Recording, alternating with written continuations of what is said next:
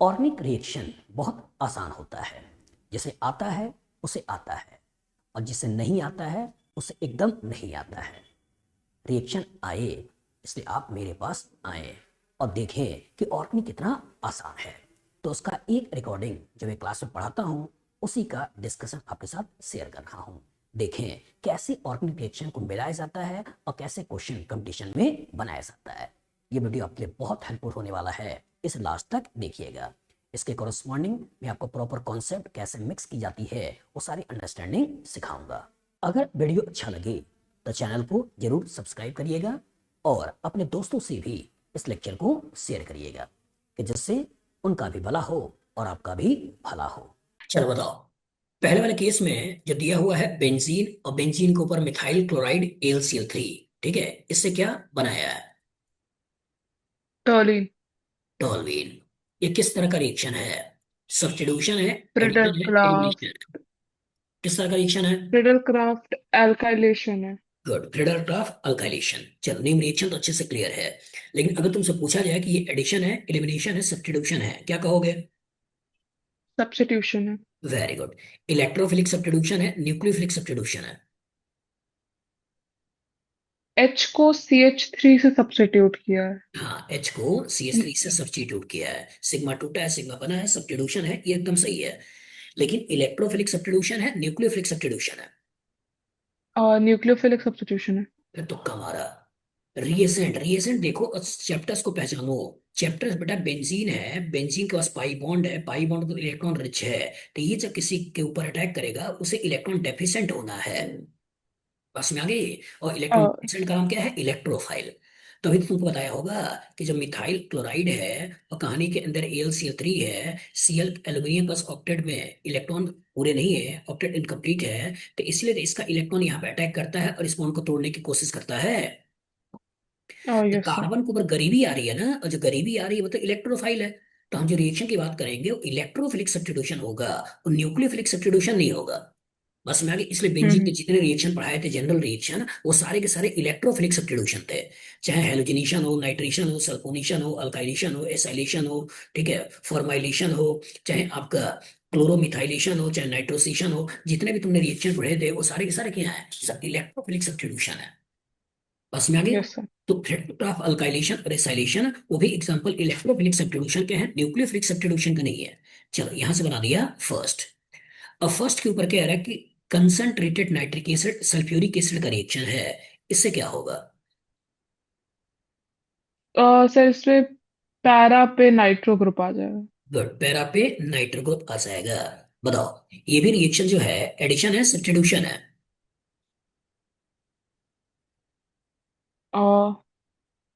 H टूटा H बना, sorry H टूटा NO2 लगा, हाँ। तो ट्यूशन है। एच हट के NO2 आया, सिग्मा टूटा सिग्मा बना, किस तरह का रिएक्शन है? और substitution reaction. Substitution. Electrophilic, nucleophilic? Electrophilic. Good. Again benzene के पास क्या है? पाई बॉन्ड, कि किसी न किसी गरीब के ऊपर अटैक करेगा, तो इलेक्ट्रोफिलिक सब्स्टिट्यूशन रिएक्शन। बस में आगे। इसका बाद कह रहा है कि इसके ऊपर फिर से ब्रोमीन AlCl3 का रिएक्शन है, और इसके ऊपर जब ब्रोमीन AlCl3 का रिएक्शन होगा, अब क्या होगा? अब क्या होगा? तो सर इसमें ब्रोमीन आ जाएगा। ब्रोमीन आ जाएगा, कहाँ पे? 1 पे या 2 पे? हम्म,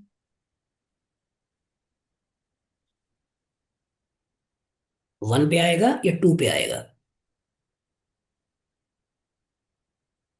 1 पे। 1 पे। क्यों आया 1 पे? क्योंकि नाइट्रो ग्रुप मेटा डायरेक्टिंग है। और CH3 ortho para directing group है। तो कौन डिसाइड हाँ। करेगा? NO2 डिसाइड करेगा, CH3 डिसाइड करेगा?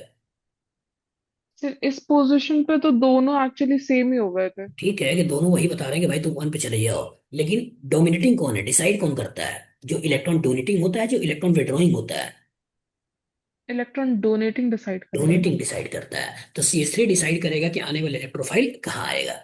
तो ये भी जो रिएक्शन तुमने बोला है, दूसरा से तीसरा, एडिशन है, सब्स्टिट्यूशन है? सब्स्टिट्यूशन है। इलेक्ट्रोफिलिक है न्यूक्लियोफिलिक है? इलेक्ट्रोफिलिक है। Electrophilic substitution reaction. चलो समझो, इसके कोरस्पॉन्डिंग में क्या तुमसे जानने की कोशिश करना चाहता हूं।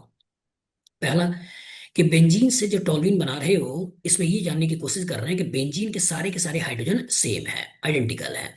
और जो सारे के सारे हाइड्रोजन आइडेंटिकल है, तो किसी भी हाइड्रोजन को हटा के अगर तुम इलेक्ट्रोफाइल लाओगे तो एक ही नाम आने वाला है।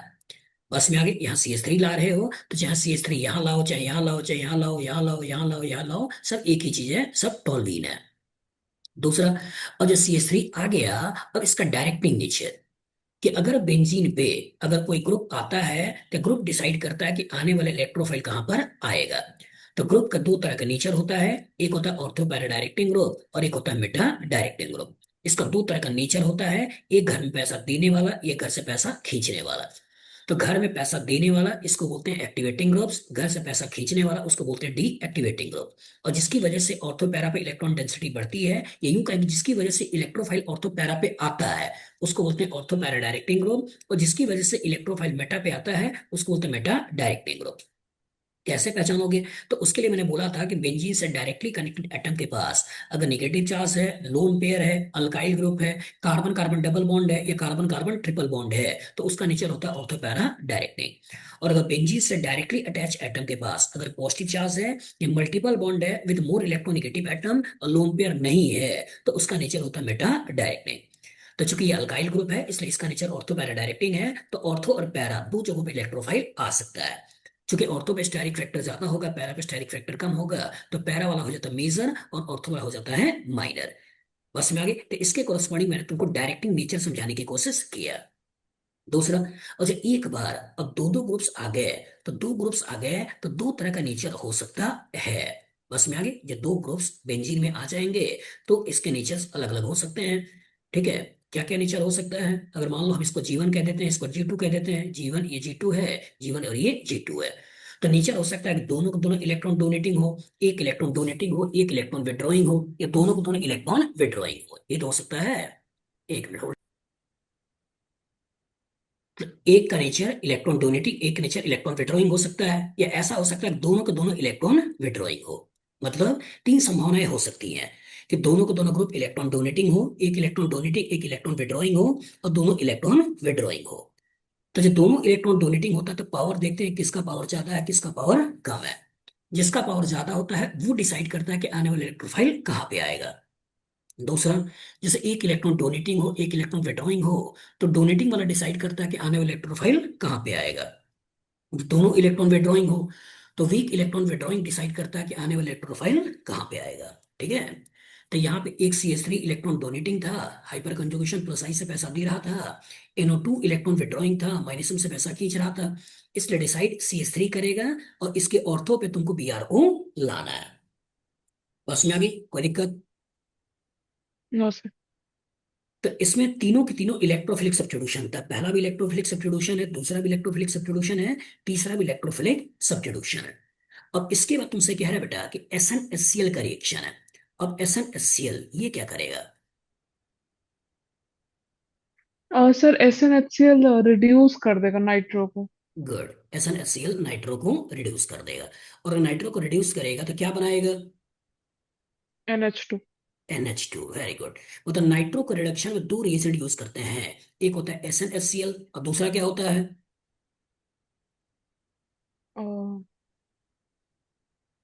SnHCl और हाँ, SnHCl, और दूसरा कौन सा है? Iron HCl। दोनों याद रखो। ठीक है? हाँ कि आयरन HCl हो चाहे SnHCl हो, दोनों का काम होता है कि नाइट्रो को NH2 में कन्वर्ट कर देना। अब ये जो तुमने फोर्थ बना लिया, अब इसके ऊपर कह रहा है कि NaNO2HCl का रिएक्शन है 0 से 5 डिग्री सेल्सियस टेम्परेचर पे। अब इससे क्या होगा? सर, ये तो डायजोनियम को बना देगा। डाइजोनियम बना देगा, तो NH2 को N2Cl में कन्वर्ट कर देगा।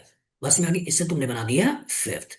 और जो फिफ्थ बन गया है, इसके ऊपर कह रहा है कि वाटर और H3PO2 का रिएक्शन है, इससे क्या बनता है? इससे डाइजोनियम बेंजीन बन जाता है। डाइजोनियम बेंजीन में कन्वर्ट हो जाता है। तो CH3 ऐसे ही रहने दो, Br ऐसे ही रहने दो, N2 को हटा दो, H यहाँ पर लगा दो, ये बन गया। तो ये बन गया तुम्हारा सिक्स्थ। बताओ, कोई दिक्कत? No sir. गुड। चल, अब सोचो, ये जो सिक्स तुमने बना दिया है बेटा, अब इसके ऊपर तुमसे कह रहा है कि KMnO4 का रिएक्शन है, और इसके ऊपर अगर KMnO4 का रिएक्शन कराएं तो क्या होगा? CH3 एसिड बन जाएगा, COH। गुड। CH3 जो है वो एसिड में कन्वर्ट हो जाएगा। Br अपनी जगह ऐसे ही पड़ा रहेगा। ये सेवेंथ हो गया। इसके ऊपर कह रहा है कि मिथेनॉल H+ का रिएक्शन है, इससे क्या होगा? मिथनॉल, और ये मिथेनॉल H+ का रिएक्शन है, इसे क्या करोगे? तो एस्टर बनेगा इससे। एस्टर बनेगा। तो कॉन्सेप्ट एकदम क्लियर रखो कि जब एसिड है इसका मतलब RCOOH है, दैट मीन्स यहाँ पार्शियल पॉजिटिव है। अगर बेंजीन है तो कार्बन कार्बन डबल बॉन्ड है, वो इलेक्ट्रॉन रिच है। कार्बन ब्रोमीन है, इलेक्ट्रॉन निगेटिविटी का डिफरेंस है, कार्बन को पार्शियल पॉजिटिव है लेकिन डबल बॉन्ड कैरेक्टर भी है, तो रूम टेम्परेचर रिएक्शन होगा नहीं। और जो एसिड के पास कार्बन है, कार्बन को पार्शियल पॉजिटिव है, और मिथेनॉल एक इलेक्ट्रॉन रिच स्पेसीज है, तो होगा क्या, ये बड़े आराम से अटैक कर सकता है और इस बॉन्ड को तोड़ सकता है। बस में आगे, क्योंकि यहाँ का पार्शियल पॉजिटिव चार्ज को और बढ़ाना है, इसलिए कैटालाइज कर दिया एसिड के साथ और H+ डालकर यहाँ का पार्शियल पॉजिटिव थोड़ा और बढ़ा दिया कि जिससे न्यूक्लियोफाइल का अटैक करना और आसान हो जाए। और एसिड को एस्टर में तुमने कन्वर्ट कर दिया। और जब एसिड को एस्टर में कन्वर्ट कर दिया तो इसके कोरस्पॉन्डिंग Br में तो कोई अंतर है नहीं, यहाँ हो गया तुम्हारा CO और ये हो गया OCH3। ये तुमने बना दिया, ये बन गया 8। अब सोचो, अगर मैं इसी पर्टिकुलर के 2 ब्रोमो बेंजोइक एसिड को यहाँ पे अगर मिथाइल 2 ब्रोमो बेंजीन कार्बोक्सिलेट में कन्वर्ट करना चाहता हूँ, और यहाँ पे हम आपका मिथेनॉल, मिथेनॉल है और मिथेनॉल का रिएक्शन करके बनाए हैं, तो सोचो अगर मान लो हम्म। कि हमको एसिड को एस्टर में कन्वर्ट करना है, कोई भी जनरल एसिड है, और इस एसिड नहीं, अब ऐसे सोचो कि अल्कोहल है, अल्कोहल का किसके किसके साथ रिएक्शन करा दें कि जिससे कि ये एस्टर में कन्वर्ट हो जाए, ऐसे एस्टर में कन्वर्ट हो जाए अल्कोहल का। अल्कोहल को जब पहले एसिड बना देंगे नहीं नहीं, और अल्कोहल का उसके एसिड नहीं बाद। बनाना है, अल्कोहल का किसके साथ रिएक्शन कराएं कि ये एस्टर बन जाए। तो एक तो ये कि अल्कोहल का एसिड के साथ रिएक्शन करा दो तो इसका OH हट जाएगा और OH हट के एस्टर बन जाएगा। बस में आगे दूसरा सोचो, अगर एसिड की जगह और क्या ले सकते थे कि जिससे हम अल्कोहल का उसके साथ रिएक्शन करा लेते तो एस्टर बन जाता। हम्म। एसिड की जगह हाँ, एसिड की जगह क्या ले लें कि अल्कोहल और वो आपस में रिएक्शन कर दे और एस्टर बन जाए। तो कीटोन ले सकते हैं। ना, कीटोन अगर लोगे बेटा हाँ। और कीटोन के ऊपर अल्कोहल का रिएक्शन कराओगे तो सोचो इससे क्या बनेगा, हेमी कीटल बनेगा। ये न्यूक्लियोफिलिक हाँ हाँ। एडिशन रिएक्शन करेगा, और न्यूक्लियोफिलिक एडिशन रिएक्शन करके यहाँ OH, यहाँ OR और ये ऐसे बनाएगा हेमी कीटल। अब आप भी एक बार फिर से रिएक्शन कर लोगे और फिर से रिएक्शन करके कीटल फाइनली ये बना देगा। तो तुम्हें कुछ ऐसा सोचना है जो यहाँ से निकले, कुछ ऐसा सोचना है जो यहां से निकले, लिविंग ग्रुप के रूप में निकल जाए। तो लिविंग ग्रुप के रूप में निकलने वाला तुमने क्या क्या पढ़ा है? कार्बोक्सिलिक एसिड डेरिवेटिव के बारे में सोचो। तुमने एसिड हैलाइड पढ़ा है, तुमने एसिड एनहाइड्राइड पढ़ा है, तुमने एस्टर पढ़ा है, तुमने एसिड पढ़ा है, तुमने अमाइड पढ़ा है, यही तो पढ़ा है। Yes sir. तो इसका मतलब इसी को निकालने की बात हो रही है, और जब इसको निकालने की बात हो रही है तो इसका मतलब एसिड के साथ रिएक्शन करेंगे तो OH निकल जाएगा। अगर एस्टर होता, ठीक है, हम्म। मान लो जैसे यहाँ पे टर्सरी ब्यूटाइल ग्रुप लगा होता इधर, तो हम इस पर्टिकुलर को वो टर्सरी ब्यूटाइल वाला पार्ट बल्कि है, तो मिथेनॉल भी रिएक्शन करके वो टर्सरी ब्यूटाइल वाला पार्ट को निकाल सकता था। इवन एनहाइड्राइड हो तो इसको निकाल सकता था, एसिड हैलाइड हो इसको भी निकाल सकता था। मतलब अगर acid halide anhydride ester acid का भी अगर अल्कोहल के साथ रिएक्शन कराओगे तो कॉरस्पॉन्डिंग एस्टर बन जाता है। याद रहेगा?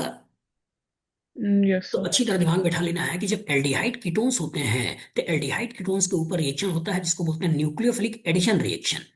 लेकिन जब acid halide anhydride ester acid amide इसके ऊपर जो अटैक होता है इसको बोलते हैं nucleophilic substitution reaction.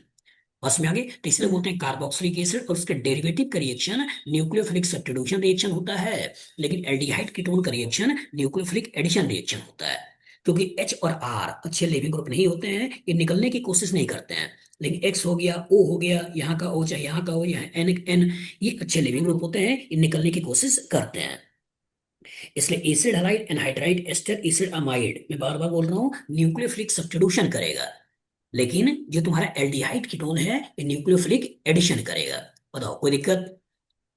No sir. अब यहां से तुमने बेटा एस्टर बना लिया, और एस्टर जो बना लिया, अब इसके ऊपर करेगा डिब्बल H-78 डिग्री सेल्सियस पे रिएक्शन। अब ये क्या करेगा? डायबाल के रिएक्शन से हाँ बताओ। एल्डिहाइड चैप्टर में पढ़ा था ये तो। हाँ, एल्डिहाइड चैप्टर में पढ़ा था या रिडक्शन चैप्टर में पढ़ा था? एनसीईआरटी में अच्छा वैसे तो रिडक्शन चैप्टर में हाँ, वैसे एल्डिहाइड बनता एनसीईआरटी में है। पढ़ा। एल्डिहाइड क्या होता है? बनता है। ठीक है, इसी बनता। मोलिक्यूलर पे एच लगा दोगे, बस में आगे। अच्छा, एच लगा दो कि एल्डिहाइड बनता है, कि एस्टर के ऊपर अगर हम डिबल एच डाले -78 डिग्री सेल्सियस, तो क्या हो गया? एल्डिहाइड बनता है। ठीक है, preparation preparation of aldehyde NCERT के करस्पॉन्डिंग देखो। और मेरे हिसाब से चलो, तो रिडक्शन में हमने तुमको प्रॉपर तरीके से पढ़ाया था। तो यस रिडक्शन सर। में अगर तुम रिएजेंट याद करो कि रिडक्शन में क्या क्या पढ़ाया, कैसे कैसे पढ़ाया, तो रिएजेंट्स अगर तुम ध्यान से देखो और सोचने की कोशिश करो, तो हमने तुमको क्या पढ़ाया? पहले हाइड्रोजन, उसके बाद एनआई, पीडी या पीटी, पहले ये पढ़ाया। फिर दूसरा मैंने क्या पढ़ाया? पढ़ाया हाइड्रोजन, पीडी, बैरियम सल्फेट, जिसको लिंडलार कैटलिस्ट बोला था। फिर हमने क्या पढ़ाया? हाइड्रोजन, पीडी, बैरियम सल्फेट, जिसको रोशन मोड रिडक्शन बोला था। फिर हमने क्या पढ़ाया? सोडियम लिक्विड अमोनिया, जिसको हमने बर्च रिडक्शन बोला था। बस में यार ये कहानी खत्म हुई। इसका बाद हमने तुमको क्या लिया था? हमने लिया था लिथियम एल्यूमिनियम हाइड्राइड। फिर हमने क्या लिया था? सोडियम बोरोहाइड्राइड, याद आया? जो मेनली तुम्हारा कार्बोनिल को यस। अल्कोहल में कन्वर्ट करता है। और इसी के बाद हमने लिया था डिब्बल एच, याद आया? फिर लिया था आपका open air oxidation aluminium complex, याद आ गया? हम्म। इसके कोरस्पॉन्डिंग हमने क्या किया था? इसके कोरस्पॉन्डिंग कार्बोनिल को तुमने अल्कोहल में कन्वर्ट किए थे। उसके बाद हमने कार्बोनिल को अल्केन तक पहुंचाया था। और उसके लिए क्या लिया था? हमने लिया था जिंक, मरकरी, HCl, जिसको क्लेमेंसन रिडक्शन कहते हो। उसके बाद क्या लिया था? NH2NH2 हाइड्रोजीन और बेस, जिसको वुल्फ किस्नर रिडक्शन कहते हो। उसके बाद हमने लिया था HI, रेड फॉस्फोरस। और इसके कोरस्पॉन्डिंग में तुमने एल्डिहाइड कीटोन को अल्केन में कन्वर्ट किया था। तो ये कुछ एडिशनल, जिसमें अल्कीन में कन्वर्जन वाला है, इसमें अल्कोहल में कन्वर्जन वाला है, और इसमें मेनली कार्बन कार्बन मल्टीपल को रिड्यूस करने वाली कहानी है। बस में आगे। तो ये कुछ कहानियां लिया था जो रिडक्शन में तुमने यूज किया था। फिर कुछ मिसलेनियस लिया था। मिसलेनियस में क्या लिया था? SnHCl, जो नाइट्रो को NH2 में कन्वर्ट करता है। फिर लिया था आयरन HCl, जो अगेन नाइट्रो को NH2 में कन्वर्ट करता है। फिर लिया था SnCl2HCl, जो आपका स्टेफन रिडक्शन था, जो नाइट्राइल को एल्डिहाइड में कन्वर्ट करता है, याद आया? उसके बाद यस सर। क्या लिया था? उसके बाद लिया था जिंक डस्ट, जो कि बेंजीन, फिनॉल को बेंजीन में कन्वर्ट करता है, ये लिया था। फिर लिया था जिंक और साथ में HCl, जो अल्काइल हैलाइड को अल्केन में कन्वर्ट करता है। फिर हमने लिया था आपका BH3, जो आपका एसिड को अल्कोहल में कन्वर्ट करता है। ये सब तो थे।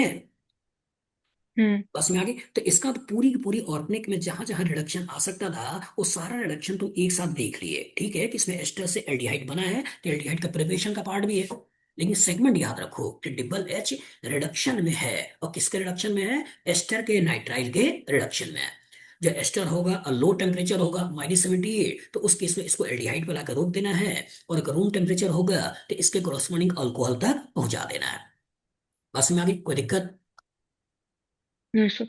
चलो, तो यहां से पहुंच गए बेटा नाइन्थ तक। और ये जो नाइन्थ बन गया, इसके ऊपर क्या है कि ये टॉलरेंस रिएजेंट का रिएक्शन है। अब ये क्या करता है? हम्म, तो एल्डिहाइड पे सर वो रिएक्ट कर देगा ना। एल्डिहाइड का ऑक्सीडेशन कर लेगा, और ऑक्सीडेशन करके इसको हम्म। कार्बोक्सिलिक एसिड में कन्वर्ट कर देगा, याद आया? यस। हम्म। तो ऑक्सीडेशन जब पढ़ा था, तो ऑक्सीडेशन मैंने क्या पढ़ाया? पहले तुमको अल्कीन अल्काइन का ऑक्सीडेशन पढ़ाए, और जब अल्कीन अल्काइन का ऑक्सीडेशन खत्म हो गया था, फिर हमने तुमको अल्कोहल के ऑक्सीडेशन पढ़ाए। अल्कोहल का ऑक्सीडेशन खत्म हो गया, फिर हमने तुमको एल्डिहाइड का ऑक्सीडेशन पढ़ाया। जब एल्डिहाइड का ऑक्सीडेशन खत्म हो गया, तुमको मैंने कीटोन का ऑक्सीडेशन पढ़ाया। कीटोन का ऑक्सीडेशन खत्म हो गया, तो कुछ मिसलेनियस ऑक्सीडेशन वगैरह हमने पढ़ाए। तो पूरा ऑक्सीडेशन तुमने एक साथ देखा था, पूरा रिडक्शन तुमने एक साथ देखा था, देखा है ना? यस। यस मतलब सर। अगर तुमको बाउंड्री क्लियर हो जाए कि भाई हमारे सिलेबस में इतने ही रिडक्शन के क्वेश्चन आ सकते हैं, या इतने ही ऑक्सीडेशन के क्वेश्चन आ सकते हैं, तो चैप्टर कितना भी मिलाए, चैप्टर वो कितना भी मिलाए बेटा, तुम सही तरीके से लगा लोगे। तो बाउंड्री तुमको क्लियर होना चाहिए कि भाई हमारे सिलेबस की बाउंड्री क्या है, किसके इर्द गिर्द हमारी दुनिया घूमेगी। तो बताओ, फ्यूचर में इस तरह का क्वेश्चन आएगा, लग जाएगा?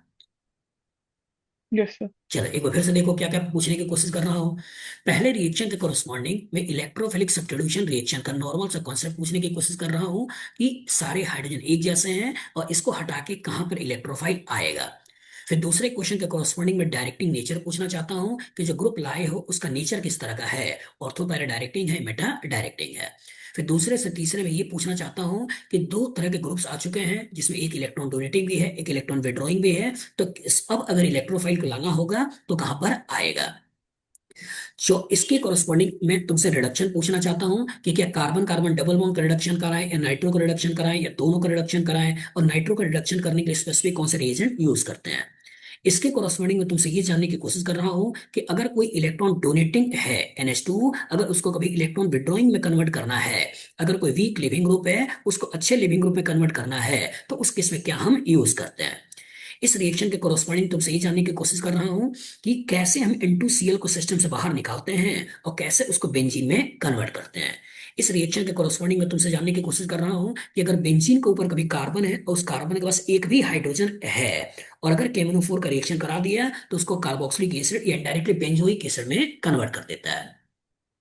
इसके कॉरस्पॉन्डिंग में यस। तुमसे ये जानने की कोशिश कर रहा हूं कि अल्कोहल का अगर कभी एसिड के साथ रिएक्शन होता है तो उसके कॉरस्पॉन्डिंग में एस्टर का फॉर्मेशन करता है। और इसके कॉरस्पॉन्डिंग तुमसे ये जानने की कोशिश कर रहा हूं कि अगर कभी एस्टर के ऊपर डिबल एच का रिएक्शन कराते हैं -78 डिग्री सेल्सियस पे, तो उस केस में इसको हमको एल्डिहाइड बनाकर रोक देना है, इसे अल्कोहल तक नहीं ले जाना है। और लास्ट इस रिएक्शन का कॉरस्पॉन्डिंग ये जानने की कोशिश कर रहा हूं कि अगर कभी एल्डिहाइड हो और उसके ऑक्सीडेशन की बात करेगा तो किस रिएजेंट को यूज करना है। तो बताओ, चैप्टर अगर इस तरह का कभी भी मिला है आगे क्वेश्चंस में लगा लोगे? Yes sir. अगर आप IIT जेई की तैयारी करते हैं और ऑर्गेनिक केमिस्ट्री में आपको दिक्कत हो रही है, और अगर आप रियल में IIT के लिए सिंसियर हैं और पेमेंट कर सकते हैं, तो मैं अजनीश कुमार गुप्ता आपकी ऑर्गेनिक केमिस्ट्री के डर को पूरी तरीके से दूर कर सकता हूँ। मैं पिछले 20 सालों से IIT जेई के बच्चों को पढ़ा रहा हूँ और बहुत सारे टॉप रैंकर्स को मैंने पढ़ाया है। केमिस्ट्री में मैंने 5-5 बुक्स भी लिखी है और मैं अब इंडिविजुअल 1-to-1 बच्चों को पढ़ा रहा हूँ।